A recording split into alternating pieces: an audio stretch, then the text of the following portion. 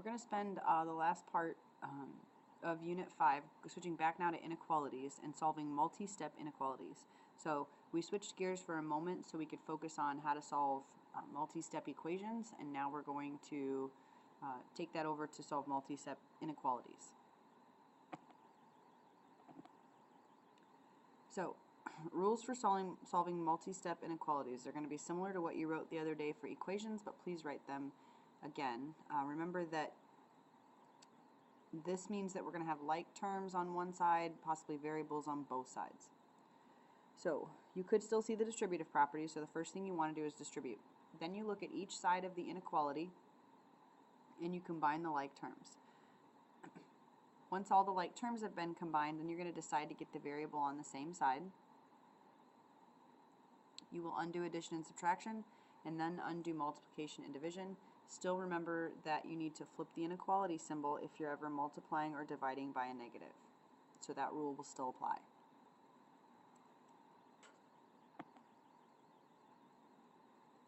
So we're not graphing, but we are just going to solve the inequality.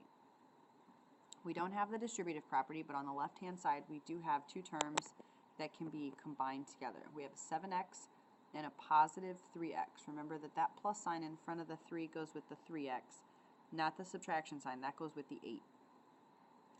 So 7x plus 3x, that's 10x minus 8 is less than 4. Now we have like terms combined. We've got variables only on one side, so we're just going to add 8 to the other side. This is now a two-step inequality. 10x is less than 12. Divide both sides by 10, and we get x is less than 12/10. This does reduce if we divide the top and the bottom by 2 to give us x is less than 6/5. And again, we're not going to graph. Number 2, we have, it looks like the distributive property here with a set of parentheses and the -2 out in front. So it's the first thing we're going to do is distribute. So 13 is greater than or equal to -2x minus 12 minus 3. We have like terms on the right, the -12 and the -3.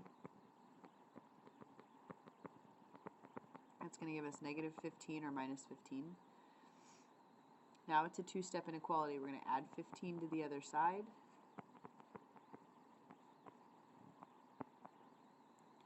We get 28 is greater than or equal to -2x. We're going to divide both sides by -2. Divided by a negative, so the first thing I'm going to do is flip my inequality. -14 is less than or equal to x. We still need the inequality on the left, or the variable on the left, so we need to flip everything around. X is greater than or equal to -14.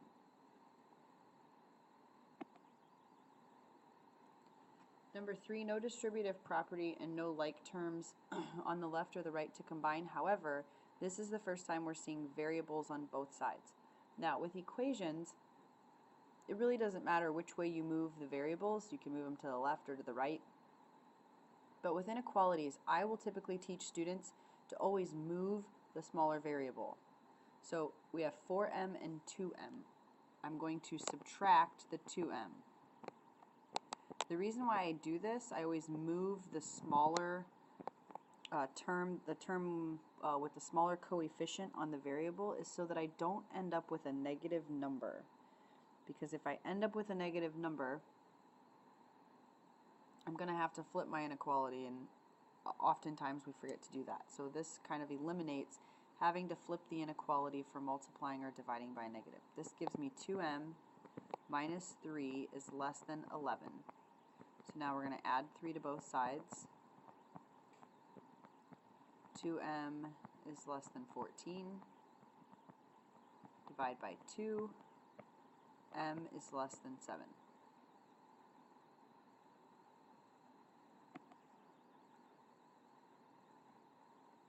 Number 4, we have the distributive property that we need to take care of first. That's 15 minus 5t is less than 7 minus t.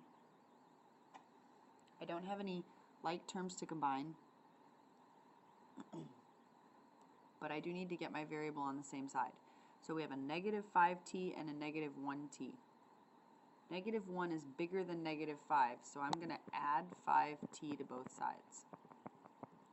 That's going to give me a positive coefficient in front of the variable, because negative 1 plus 5 is 4t. Now again, you could add t over to the left if you wanted to, but you're going to end up with a negative 4 and then have to worry about flipping your inequality. Excuse me. So now a two-step inequality, subtract 7 from both sides. 8 is less than 4t. Divide both sides by 4. 2 is less than t, and rewrite with the variable on the left.